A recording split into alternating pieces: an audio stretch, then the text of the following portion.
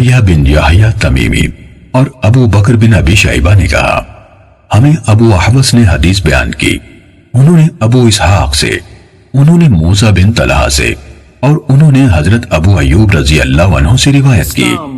انہوں نے کہا ایک آدمی نبی صلی اللہ علیہ وآلہ وسلم کے پاس آیا اور پوچھا مجھے کوئی ایسا کام بتائیے جس پر میں عمل کروں تو وہ مجھے جنت کے قریب اور آگ سے دور کر دے۔